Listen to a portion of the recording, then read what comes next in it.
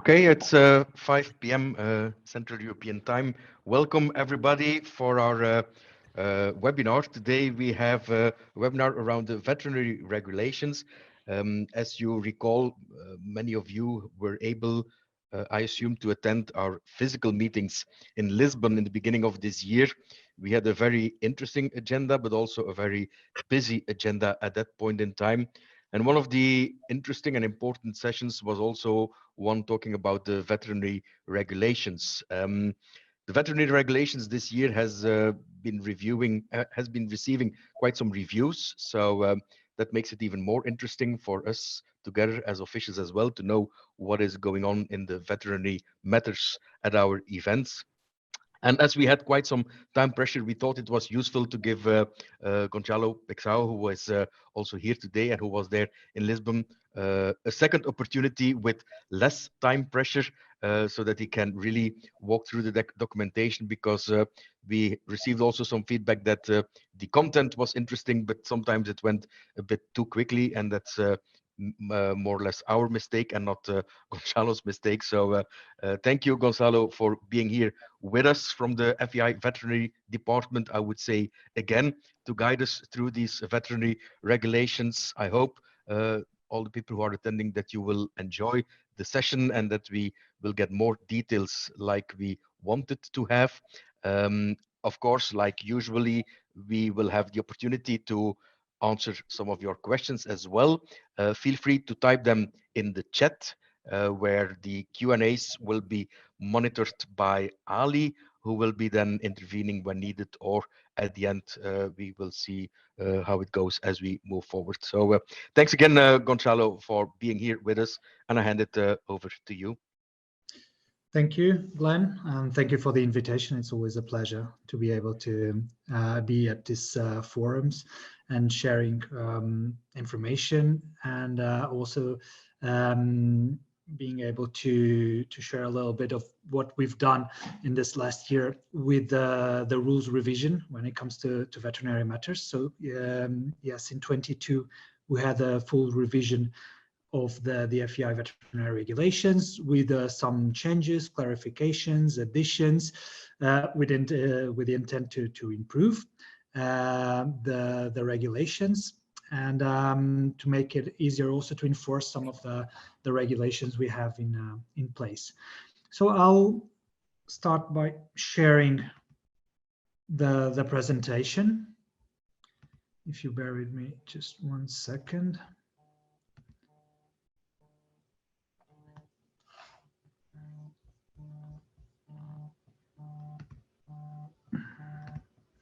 I believe. Can you see the presentation? Yes, Gonzalo. Excellent, thank you. So I'll start by what I've done with this presentation is basically I went through some of the articles that were changed or that might be new to this set of rules, so that might be more interesting since it's something that you might not yet come across with. But of course, this is supposed to be something also informal, and also something that is useful for you to then share with me any doubts you have or questions you might have regarding the regulations, not just about the articles, the specific articles I'll share during that presentation. So I'm happy to reply to any questions you might have. And if anything is left unreplied, I'm happy to take your emails at a later stage and come back to you with replies later if I don't have them for you now. So the VRs, this is important that they must be read in conjunction with the FEI statuses, internal regulations of the FEI, general regulations, the equine anti-doping and controlled medication regulations, and all the relevant sports rules. And some of them will refer to these regulations when it comes to veterinary matters. We have also in this set of rules the code of welfare of the horse and the code of conduct for the officials. that are engaged in FEI competitions, and this should be read as the guiding principle through this veterinary regulations, making sure that the welfare of the horse is kept as the main premises of our intervention in FEI events at all times. This is also important to note because sometimes, I think you're all aware that we have different sets of regulations with some cross references in this sets of rules, and sometimes with changes being made one year in one set of rules or another year in another, there might be sometimes some inconsistencies. When this happens, and when it comes to veterinary matters, if there is a conflict in between the sports regulations and the veterinary regulations, then the veterinary regulations prevail when there are any inconsistencies. And you can refer to that. So I'll start going throughout the different articles in the veterinary regulations from the beginning to the end, the articles that have been changed somehow, and to clarify.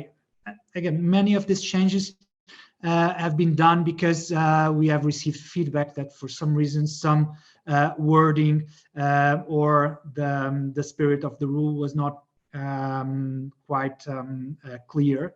So we tried to make this clarification, some of this regulations. So one thing that sometimes causes some misunderstandings is regarding vaccination. And we have added this to Article 1002.7. So we say that the name and batch number of the vaccine and the date of the administration must be recorded in the passport. This is quite straightforward. But as you know, we have the passport and the recognition card. So we accept that national passports are used, and for horses competing at international competitions, they then must have a recognition card to be used together with a passport. This recognition card has room to register vaccination details as well. So if the pages of the passport, when it comes to vaccination details, are full, the pages, the dedicated pages in the FEI recognition card can be used as well. So the riders do not necessarily have to renew their passport if the vaccination pages are full. They can then use the recognition card, and this should be checked as well when something is missing in the vaccination pages of the passport, and this has to be taken into consideration before issuing any fine having to do with missing vaccination. Also in Article 1007, we have that the provision of veterinary services must be organized by the VSM, supported by the OC, and supervised by the VD. The VSM or treating veterinarian must be available during the on-site preparation period and present on the event venue during the horse arrival times. So this was also to correct some inconsistencies that we had when in the rules it was for the VD to make sure that examination on arrival was organized, but many times the VD would only be arriving the day before the horse inspection, or sometimes later. And wait, sorry, I passed this one. And we would have horses arriving earlier because it's for the OC to then define when the stables would open. And so it is for the OC to make sure that arrangements are in place and that there's a treating vet or a member of the veterinary service manager team or the veterinary service manager in place to make sure that horses are properly examined before entering FEI stables. And this must be done from the moment that the stables are open. And this is the definition we have now for on-site preparation periods. So this is a defined term. That means it's the period from the opening of the stables until 1 hour before the horse inspection, that it's when the event actually starts. This is also a new article in the regulations, and this comes from the awareness of the need that horses get a proper rest when at events. We have horses that go from one event to the other, and or staying at the same event for quite a long period, and we have to make sure that they have a proper time for rest. And so it is mandatory that the FEI stable area is closed for 6 consecutive hours overnight. The lighting must be minimal, and the noise reduced as well, so the horses can rest adequately. For example, we will have some events where the stables have to open earlier, but then we have to make sure that then they close early enough as well, to make sure that the horses have at least these 6 hours of consecutive rest. Also, some changes made to Article 1008, the minimum stabling requirements for horses during an event. And this is an article that sometimes also causes some misinterpretations. So all events must comply with this minimum stabling requirements, except for the events listed here in number 10. CCIs 1-star short, 2-star short, 3-star short, CAIs, and CEIs. As you see, there's no CSIs here. So all CSIs from 1-star on, they all have to comply with minimum stabling requirements at events. And some adjustments that have been made here to the articles. It tells us that the FEI stable area must be provided for horses within the event venue and must be demarcated by the OC. So this should be done in advance. Of course, the VD will come again just before the event starts, but the VD, if they find that the area is not properly demarked, they may the VD has the provision to ask for the demarcation of the FEI stable area to be changed in accordance with the FEI regulations. Then. This area is always subject to 24-hour supervision by stewards. Supervision is different from security, and you'll see that later. But supervision this means that stewards can check the FEI stable area at any time and should report any situations that are not in accordance with the FEI regulations. Only authorized persons are allowed within the FEI stable area, and who these persons are is described in Article 1009. Gonçalo, yes. As I said, normally we take the questions at the end. However, when they're related with the topic that you're talking about, sometimes I will intervene. We just received a question about this 6-hour reduced noise and reduced light rule. The question is how to manage this or administer this during the indoor shows. As I understand, he's trying to look for the opportunity or how to balance this when there's an indoor show. There are lots of exhibitions, gala shows, etc. going on, and most of the time the indoor stables are also inside the very same complex under one roof. Exactly. No, we understand that conditions vary from venue to venue. This is why we use minimal lighting and noise. But even at indoor events, I'm sure there will be a period during the night. It's true that sometimes at some events you will have ongoing activity until later in the day, but the aim should be when this happens then to open the stables and make provisions that the activity for the event allows for at least this 6-hour interval in which there shouldn't be any activity ongoing that could disturb the horses. But yes, so it's like the latest event ending around 12 o'clock midnight and opening of the stables around 6 o'clock in the morning, so to speak. Exactly, so to speak. So the idea is to adjust then the 6 hours depending on the activity for that specific venue and an event, but to make sure when the program is drafted and this is discussed, that at least 6 hours of without activity is allowed, so the horses can get proper rest. Thank you. The spirit of this rule. Okay.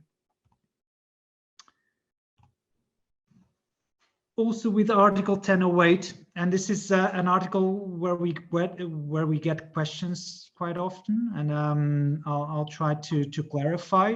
And if it's not clear, by all means, let me know, and I'll try to answer to any doubts you may have. So this was a clarification that was introduced this year, and it tells us, and this is to clarify which horses can go in the FEI stable area. So the marked stable area for those events that have those minimum stable requirements. So for the CSIs, it would be for all of them. So horses that are not vaccinated in accordance to Article 1003 are not permitted into the FEI stable area. So Article 1003 tells us that horses have to be vaccinated at least in intervals that are no longer than 1 year, and the last booster has to be given at least 6 months and 21 days before the arrival at the event. So all horses that are not compliant with this vaccination requirements are not permitted into the FEI stable area and must be stabled elsewhere. In the case of indoor stabling, this must be in a separate building. So the spirit of this is to make sure that these horses are stabled in a different airspace. This happens with some events that have ongoing national competitions at the same time, and horses are to be stabled in a different area, separated from the FEI horses. However, also horses that are not registered with the FEI are not permitted to access the FEI stable area. And this has also to do with jurisdiction. In order to be able to enforce regulations within the FEI stable area, we have to make sure that all horses that are in there are under the jurisdiction of the FEI. And this is also easier than for the stewards and everybody to make sure that all procedures that are carried out at the FEI stable area are compliant with regulations. It would be quite messy if some horses were there under the jurisdiction of the FEI, some horses weren't. Even from a perception point of view, it would be very difficult to manage. Then what we have added is that FEI registered horses that are not accompanying horses and that are only competing in other competitions, so one and the other, at the same event venue are not permitted into the FEI stable area. So if these horses are not accompanying any horse that is competing at an FEI event and are there only to compete at other competitions, are not permitted into the FEI stable area. However, horses that are FEI registered, are compliant with vaccination requirements, but are competing in, let's say, other events or other classes, but are accompanying horses that are competing at FEI events, may enter the FEI stable area. So this means if a rider has a horse competing in FEI classes and a horse competing at national classes, both horses are compliant with vaccination requirements and both horses are FEI registered, he can have both horses in the FEI stable area. I hope this is clear. If not, let me know.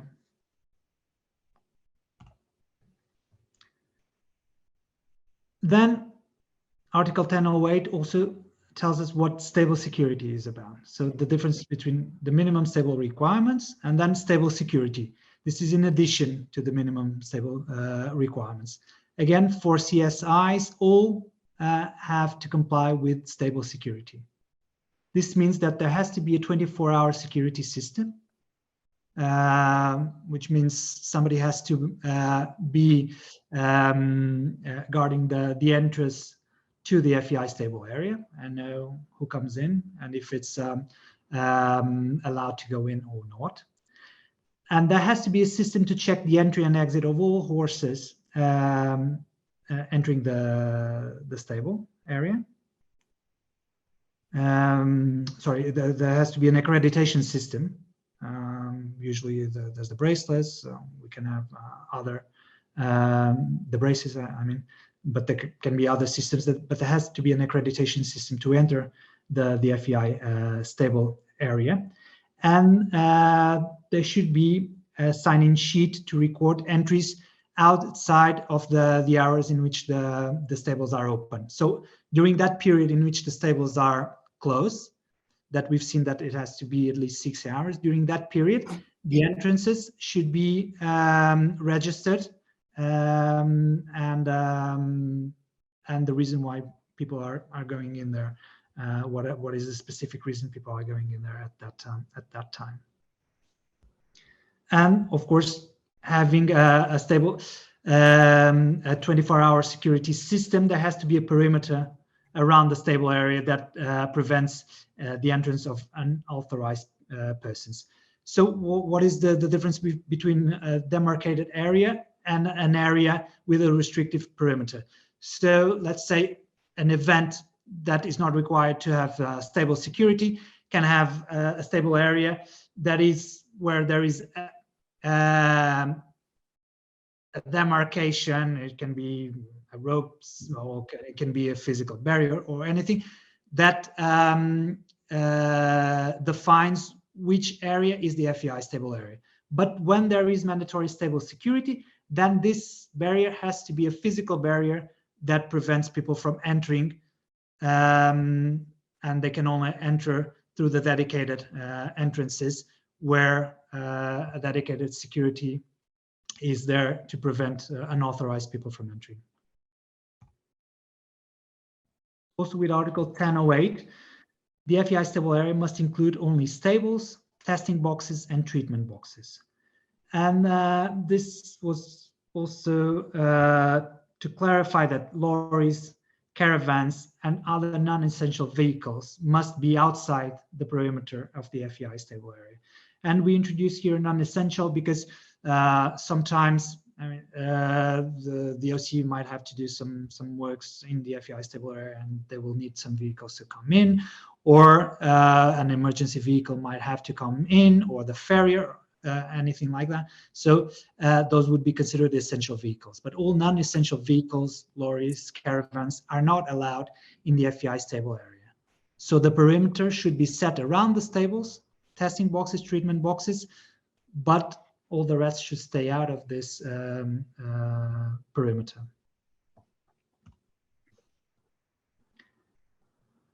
Athletes and ONFs are permitted to install and use their own camera monitoring system. So sometimes we get this query, and we've been getting more and more requests for using a CCTV system in the stable area. This can be done, although an email has to be sent to the FEI veterinary department requesting authorization for the use of this equipment, and the protocol that has to be followed. This is then issued with the authorization. Is that it must not interfere with any of the systems that the FEI may have installed. The FEI does install CCTV systems at some events. It must fulfill the requirements for electrical safety standards for the use in stable environments as required in the country. So this legislation may change from country to country, and if there are doubts, this should be consulted with the relevant parties in the country, and must be installed in a secure way. So cables should not be running in a way that people may trip or get tangled in, or horses. It must not be installed or used so it can film others. And if there are any doubts about this, the officials may request to see the footage to make sure that this is complied with. And the PRs that request for the use of these CCTV systems, they are then issued with a written authorization, and they must be able to provide this to the FEI officials upon request. This is something that we've been also trying to enforce lately. It's becoming more and more of a hazard at some events with horses running around. It's not only dangerous sometimes to people and horses, and may cause accidents. But also it may lead to cross-contamination, not just from a biosecurity perspective and cross-contamination of contagious diseases, but also with dogs going around and urinating in boxes where horses will come in later, may also cause cross-contamination and cause unnecessary positive results, let's say, for horses that are EAD-CMP tested. So all this has to be taken into considerations. Dogs should be on a leash when authorized to be at events, and if they are spotted urinating in stables or loose boxes, there is a fine that can be applied and issued by the ground jury, and this may even lead to the exclusion of the venue. Of course, we leave this in the rules. We say that repeated offenses, twice is already a repeated offense. So if the ground jury decides to exclude a horse from an event in which the PR has been issued a fine for having the dog urinating at a box, they are entitled to do so, and they can do this with a second offense or third, or what they find convenient. But a second offense is already a repeated offense. OCs with a technical delegate in VSM must provide a horse inspection area that includes the following, and this is important to be aware of this set of this Article 10.11, also for the technical delegates and ground jury, to make sure. We have had some issues with the surfaces that are presented for horse inspection. These surfaces must be firm, level, clean, non-slippery, and should allow for at least 30 meters of lane for the horses to be inspected. They should be trotted in both directions. The inspection lane may be shortened to no less than 25 meters, depending on the circumstances, but this has to be subject to the prior approval of the veterinary delegate, ground jury, and technical delegate. Now some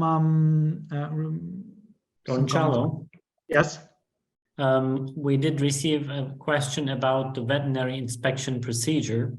Mm-hmm. I will read it out. It's a little long, but since you just passed the requirements for the length of the inspection, etc., sure. I will start to read that one. Okay. The horse inspection is inherently related to the principles of equine welfare, protection of horse and riders, as well as to the image of our sport from social licensing point of view. Apparently, sometimes the horse inspection is not performed according to the protocol specified on the FEI veterinary regulations. More specifically, one variation of the procedure is apparently becoming somehow popular, is that the horses are only trotted in one direction, thus not performing the clockwise, turning at the walk or any, and not trotting backwards towards the inspection panel. Mm-hmm. He has two questions. One, does the FEI allow any variations from the procedure for the horse inspection established in the rules? Two, the final decision of the horse inspection panel is definitive, either accepted or not accepted, and cannot be subject to protest. However, can the procedure of a horse inspection, that it was performed or not performed according to the rules, for example, like the one described above, be the subject of a protest? Okay. Regarding the two questions, the horse inspection has to be according to the regulations, and to Article 10 to be done according to the regulations, and to Article 1038, and there are no provisions for exceptions to this. And I'm not aware of specific situations in which this has occurred, But if it does occur, it should be reported to us through the report of the veterinary delegate, the ground jury or technical delegate. So no, there are no provisions for exceptions to what is in Article 1038. Mm-hmm. It is true that there is no appeal to the decision of the inspection panel. However, it can, if the procedure is not done correctly and in accordance with the regulations, there is room to issue a protest. And if this is accepted, it doesn't mean that a horse that was not accepted at the horse inspection, in a horse inspection that was not carried out according to the regulations, is now allowed to compete, but it means that the horse inspection may be repeated and done in accordance with the regulations. Okay. Thank you. Yeah. Okay. So regarding now stewards' role, the stewards support and safeguard the welfare of the horse and athletes. They must prevent any form of illegal practice that may jeopardize horse welfare or disrupt fair play. So they must be the eyes throughout the event, making sure that regulations are being complied with and reporting any case or intervening in any case in which the regulations, any regulations, veterinary or sports regulations, are not being complied with. And this is what number 2 tells us, that violations are witnessed, must be immediately reported to the veterinary delegate and ground jury through the chief steward where possible. Here I'm referring specifically to non-compliances of veterinary regulations. Article 1019 tells us that at least one steward must be present or in the vicinity of the FEI stable area 24 hours a day. Okay, so here the word vicinity, of course, is a little bit, it leaves it a bit open. It just means that, of course, we acknowledge that venues are different, conditions are different, but this is to the spirit of this article is that at least one student must be able to attend the FEI stable area within this 24-hour period, should there be the need for a steward to go there. Okay, so a steward has to be, if it's not in the FEI stable area, should be on call and available to attend should it be necessary. The stewards should regularly monitor the FEI stable area, should go around making sure that regulations are being complied with and there are no situations that are not in accordance with the regulations. And this will also discourage the violations of the rules. If PRs feel that there is this presence at the FEI stable area, there is this constant monitoring, this will discourage any violations of the regulations and any abuse of horses, which is something that we're always concerned with. Night access list must be used to identify all persons entering the stables at night. At night, it means during the time that the stables are closed. And an adequate number of stewards must be provided to escort persons throughout the stables. Should it be necessary for somebody to go into the stables, for some reason when these are closed, they should be escorted. Grooms sleeping in lorries within the restricted access area must register their presence with a steward and must be accompanied by a steward if required to enter the stable area. So one thing is the restricted access area, the other thing is the FEI stable area. The FEI stable area, and again, looking at that previous article we looked at, should only have the stables, the treatment boxes, and the testing boxes. So if any groom needs to go in there, it should comply with the requirements that we have in number 5.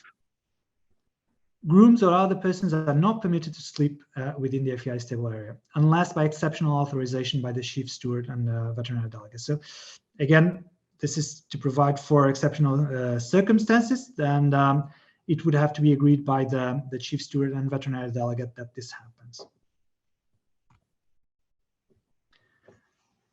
Practice, exercise, warm-up, and grazing areas. Practice arenas must be fully stewarded at all times when they are officially open and be subject to random controls when they are officially closed. So the schooling should be monitored at all time by stewards to make sure that all activity is compliant with the FEI regulations. Horses competing in FEI events must be given priority access to practice arenas over the accompanying horses. This we have, especially in tours where we have a lot of accompanying horses at these events. It must be made clear to the PRs that horses that are actually competing at the FEI event will have priority to access these arenas. Movement of horses between the stables, grazing areas, practice areas, and main arena must be strictly controlled by stewards. Well, basically, the activity of movement of horses is always subject to the monitoring by the stewards, again, to make sure that there is compliance with all regulations when it comes to the movement of horses within the venue. Same thing with in the grazing area, and in the grazing area, horses should only be grazed and walked in hand, not ridden. Horse inspections. And this is also sometimes challenging, the horse inspections. We've been getting reports that sometimes they are under-stewarded with not enough stewards, and especially when we have horse inspections that have 600, 700, 800 horses, it might get very complicated. And the number of stewards should always be adjusted to this. And the chief stewards must make sure that they have provision. Yes. I'm sorry for interruption, but two questions on the same topic have arrived, so I need to intervene and ask this. Sure. About the terminology to be in the vicinity of the FEI stables area. Mm-hmm. The first question comes in as, when we say vicinity, how fast must the steward be present in the stable area? And the second question is from another member, what is the definition of in the area, like 5 minutes, 10 minutes, or 20 minutes? I know these are rather detailed, but as they are arriving from the members, I will need to share them with you. Of course, and I understand this is challenging, and it would be easier just to define a time in which the steward would have to be able to attend the stable area.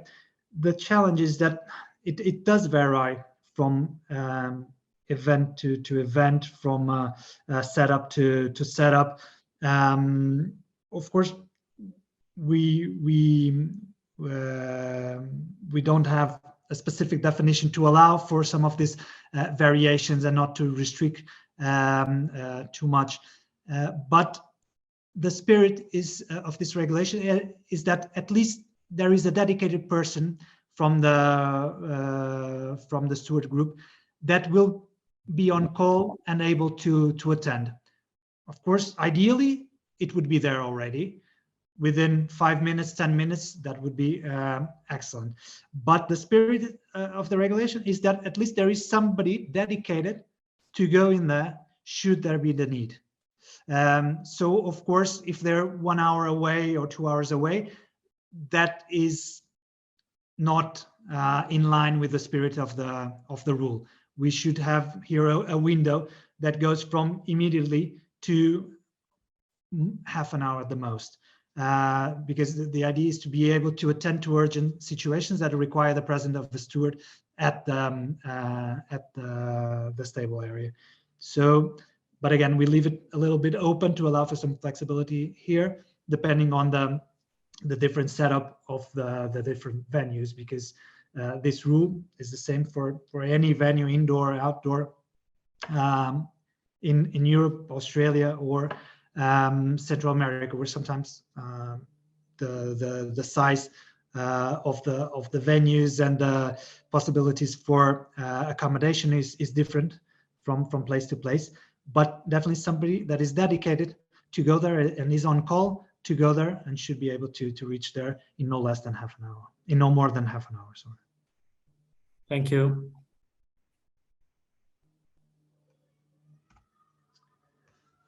tech and boot checks. Stewards are responsible for ensuring tech and boot checks, and that these are conducted as described in articles 1044 and 1047. The number of the articles have changed due to these changes in the regulations, and always taking into consideration the code of conduct to the welfare of the horse. If there is something that might not be obvious to you, that you think it's not clear if it's within the scope of the regulations or not, but there is something that concerns you and that you feel that might be causing pain or stress to the horse, you should report this to the veterinary delegate and to the ground jury. Always 2 stewards should perform this boot checks. Okay, veterinary medication and supportive therapies. Stewards may request to see FEI veterinary's ID card, and this is important. We know that in the stable area, although it's restricted to authorized persons, sometimes there's quite a few of these, and stewards are entitled to ask for identification cards, because FEI veterinarians and equine therapists, they are obliged to carry this with them when in the FEI stable area. And also, if there's any treatment being performed in the treatment box, stewards can also ask for the form, can ask what treatment is being performed, and ask for a form to be presented. If there is any doubts when it comes to this, and or if it's not clear to the steward if a form should be produced or not, then the steward should contact the veterinary delegate and try to clarify the matter. Stewards may also request to see FEI permitted equine therapist ID card. So exactly like the FEI treating veterinarians, the permitted equine therapists also have to carry their card with them, and they have to be registered to attend the event. They have to, when attending the event, they have to present themselves to the veterinary delegate and let them know which horses they will attend to. Again, if there is any doubt when a procedure is being carried out, the steward should liaise with the veterinary delegate to make sure that everything is in order. Stewards may carry out checks to ensure that only permitted equine therapists or PTVs are carrying out restrictive supportive therapies. Again, we know there's quite a lot of different therapies that fall under the definition of restricted or non-restrictive supportive therapies, and sometimes it might be challenging to know exactly what is being performed and if the person that is performing it is allowed or not. Again, we encourage you to then liaise with the veterinary delegate in case there is any doubt, to make sure that everything is in accordance with the regulations. When it comes to EADCMP sampling, we have in the regulations that stewards may be appointed by the testing veterinarian to either notify the PR that the horse is to be tested, and or chaperone the horse to the testing box. In most circumstances, the testing veterinarians will have a testing technician with them. And this testing technician will probably carry out these duties of notifying the PRs and chaperoning the horse. But it might be circumstances in which the number of horses being tested, or the fact that there is no testing technician with the testing vets, the stewards should help with this procedure. EADCMP procedures are quite important in making sure that we have a proper level playing field, and there is no abuse of substances in horses competing at FEI events. So this is always an area that should be prioritized when it comes to making sure that all procedures are done in accordance with the regulations, and you should have that in mind. Hands must be washed and an alcohol and gel applied, or disposable gloves changed before contact between different horses of different health or horses of different health status. I think in this last few years, we've all been made aware of the potential for contamination with contagious diseases and cross-contamination in between horses. And now everybody is much more aware. I believe officials are more aware of this. The athletes are more aware of this. And I see now that people have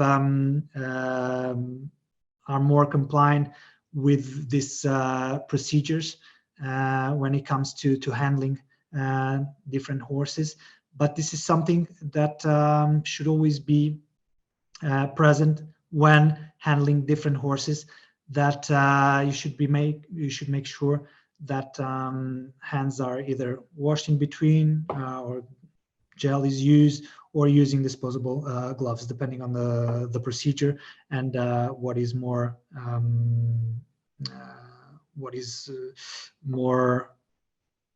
doable, let's say, at that specific activity.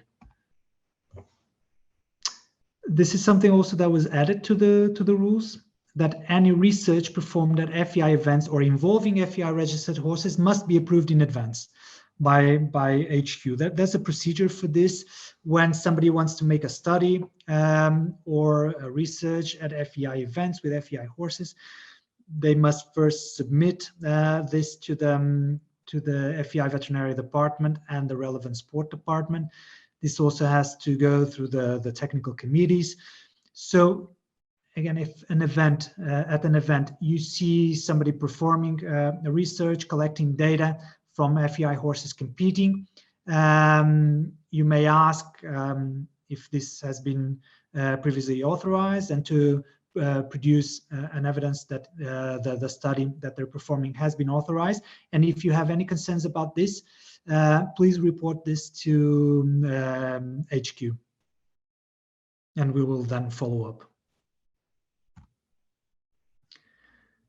This is also something that was introduced to the rules this year, to make sure who has the responsibility to put in place all the provisions that are necessary for ensuring proper examination on arrival. So now it's DOC that has overall responsibility for ensuring that examination on arrival is performed in accordance with the rules. It's DOC that has to make sure that enough treating veterinarians, members of the veterinary service manager team, are in place to carry out examination on arrival from the moment the stables are open and horses first arrive at the events. And this was also clarified then in the subsequent articles, that the FVD, President of the Veterinary Commission, Veterinary Delegate, Veterinary Service Manager, treating vet, or endurance treating veterinarian, that are appointed by the VSM. The FVD, President of the Veterinary Commission, Veterinary Delegate, or VSM, can perform examination on arrival, or a treating vet that is appointed by the Veterinary Service Manager can also perform examination on arrival. And they must examine all horses that arrive at the event and make sure that they check the vaccination status of these horses at that time. Of course, the veterinary delegates then can follow up on the passports at a later stage and all other requirements related to passports. But checking the vaccination status has to be done when the horses first arrive at the event, to make sure that only horses that are compliant with vaccination requirements enter the FEI stable area. And then, following any veterinary examination, any horse that is considered not fit to compete must be reported to the grand jury before the first horse inspection. The veterinary commission or veterinary delegate must then discuss the case with the grand jury, and the grand jury can eliminate the horse before the first horse inspection if the horse is considered not fit to compete.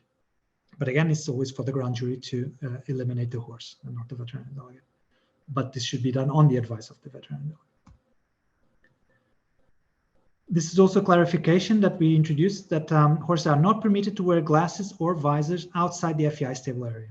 So not in the schooling area, not practice arena or the competition arena, only within the FEI stable area, they are allowed to wear glasses or visors.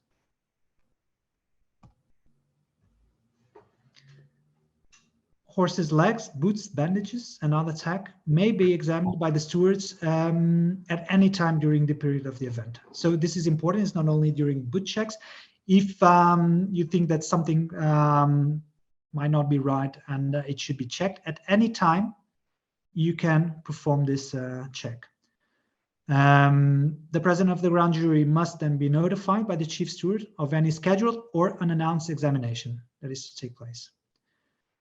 The veterinary delegate must be made aware by the chief steward as well that the examination of boots is taking place and be available for consultation. He's not required to be there when boot check is being done, but should be contactable and available for consultation should any doubt arise, and the stewards may want to contact the veterinary delegate. He should be available to do so.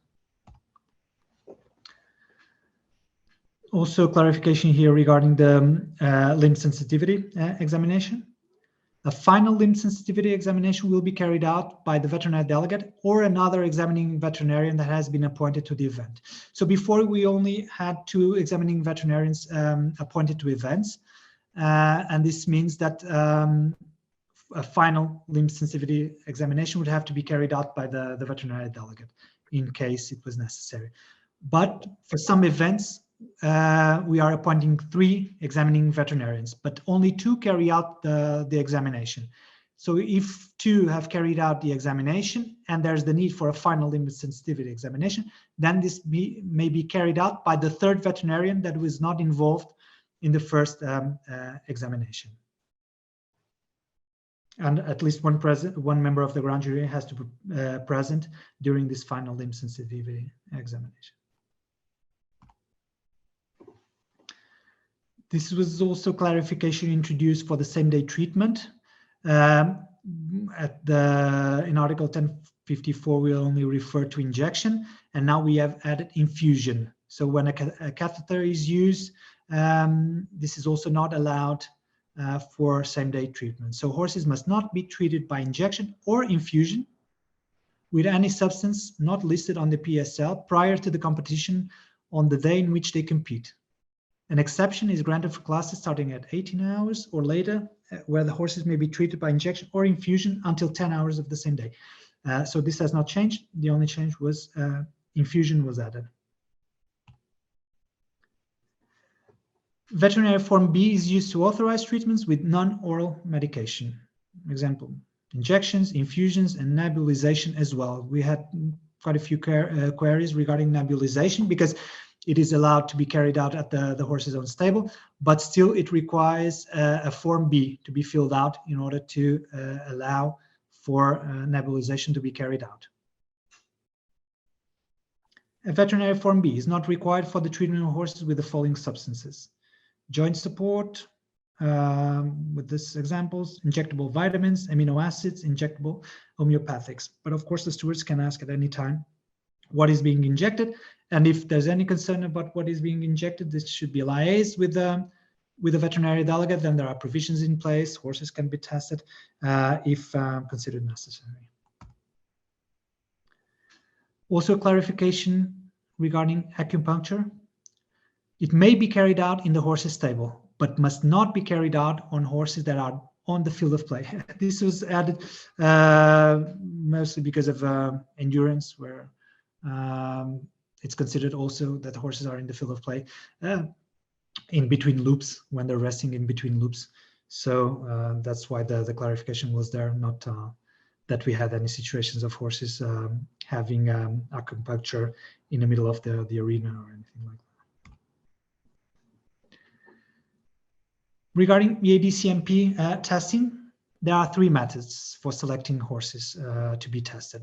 There's the obligatory sampling, and this is for Olympic Games, World Equestrian Games, and World Championships. And horses have to be sampled as it's stated in this article. So first 3 places, competitions and individuals, and for team competitions, 1 horse of each of the first 3 teams. Then we have targeted sampling. When there's a specific reason or circumstance that warrants a horse to be tested, horses are to be selected for targeted testing by the veterinary delegate and or the testing veterinarian, if there's one on site, together with the ground jury.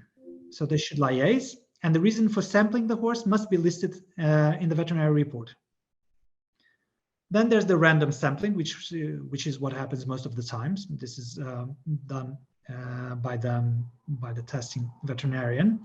So horses may be randomly selected, but this has to be agreed in advance with the ground jury. So that not necessarily which horses are going to be sampled, but the method of sampling. So this should be discussed with the ground jury if there are any horses to be targeted testing, or if horses are going to be just randomly sampled. Horses may also be selected based on their placings as agreed by the ground jury, veterinary delegate, and testing veterinarian in accordance with the testing manual. So this should always be discussed in between testing veterinarian, veterinary delegate, and the ground jury. Timing of sampling. This sometimes also raises some discussion. During in-competition sampling, horses may be selected for sampling at any time during the period of the event. So this is 1 hour before the first horse inspection until half an hour after the last results come out. The timing of the sampling is then at the discretion of the testing veterinarian or VD, depending on who's testing. Again, the method of testing is discussed between the testing veterinarian, VD, and ground jury, but then the timing for the sampling is at the discretion of the testing veterinarian. And horses may be sampled more than one time at an event. Annex 6 is the annex that has listed all the sanctions that can be applied, and all the sanctions are issued by the ground jury. So sometimes it will be for situations that are spotted or raised by the veterinary delegate or the stewards, but this must always be reported to the ground jury, who will ultimately be responsible for issuing all the sanctions. So I just wanted to go through some of the points that have changed with this rules revision. I tried to focus on those points that would be more relevant to the members of the International Jumping Officials Club, but I'm sure that there might be other issues that you would like to discuss. So by all means, I'm happy to discuss it now. Or if you have any questions that only come up at a later stage, feel free to contact me and to send me an email to gonçalpaixão@fei.org. I'll be happy to reply to your questions, or if I don't know the answer, I'll be happy to find it out for you and come back to you. Thank you again. Happy to reply to any questions you may have. Gonçalo, thank you very much. We have received just one question right now, and I will read it out to you. Just to clarify the definition of accompanying horses and allowance into the FEI stables, are the FEI registered horses that are not competing at this event, but for example, the week after on a tour, or will be traveling on with competing horses to another event the next week, accompanying horses. So she's asking if this category is considered as accompanying horses, all vaccinated according to the rules, of course.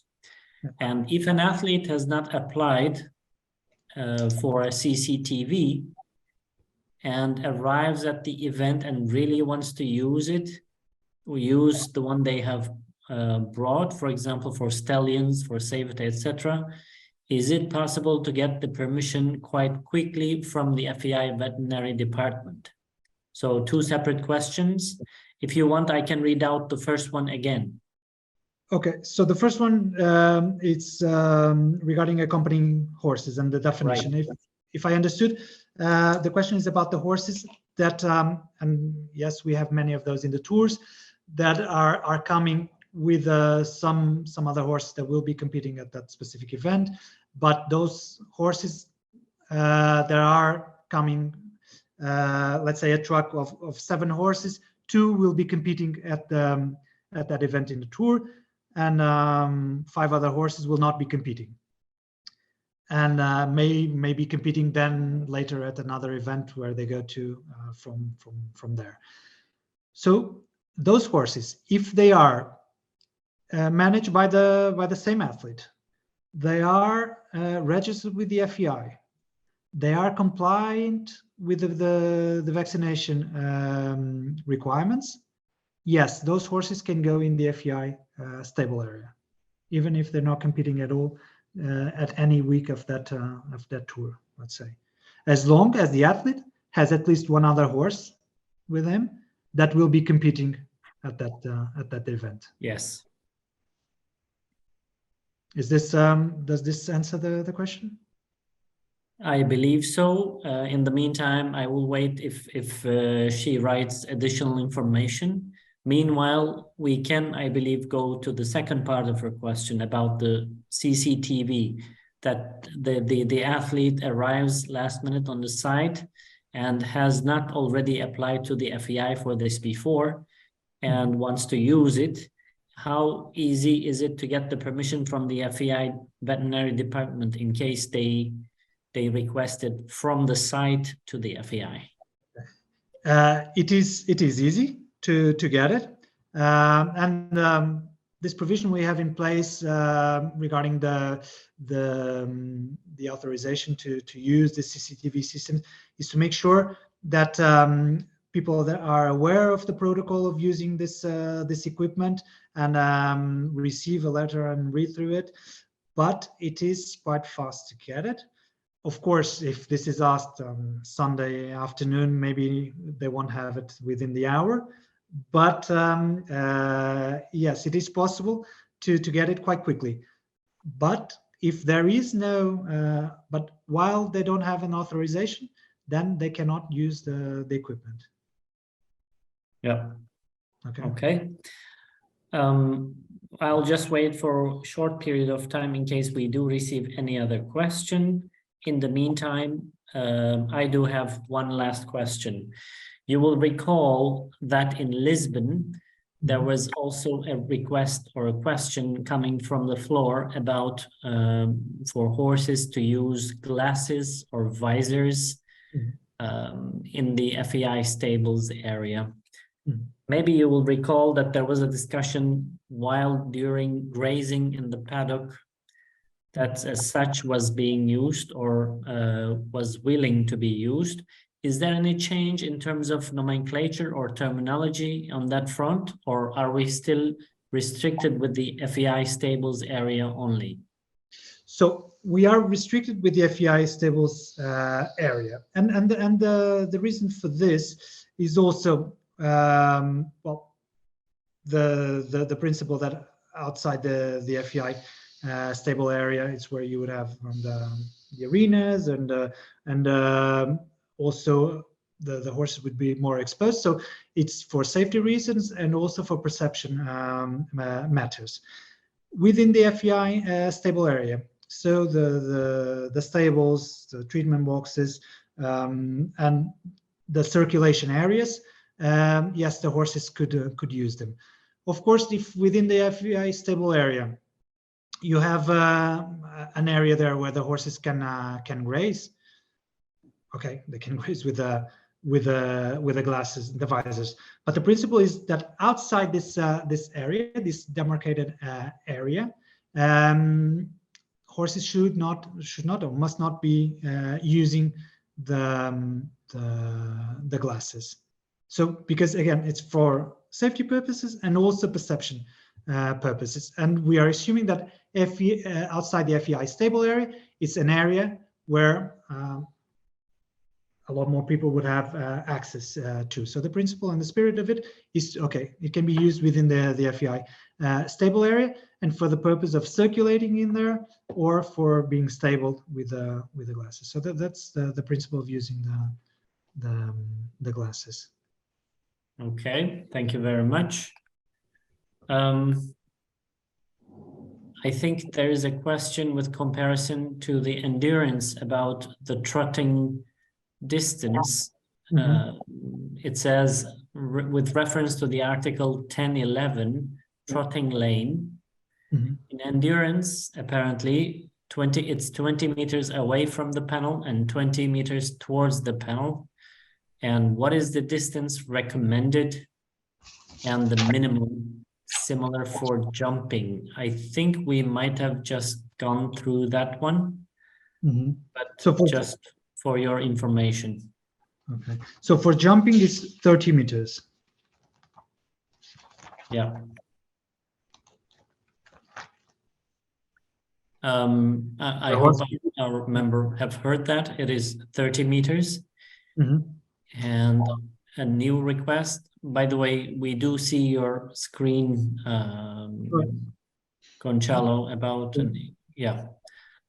A new request is, could you please elaborate on Article 1044? Article 1044.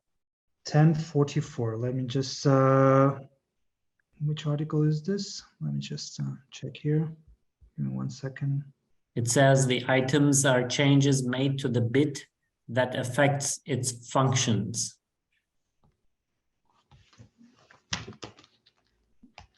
Let me just find it here.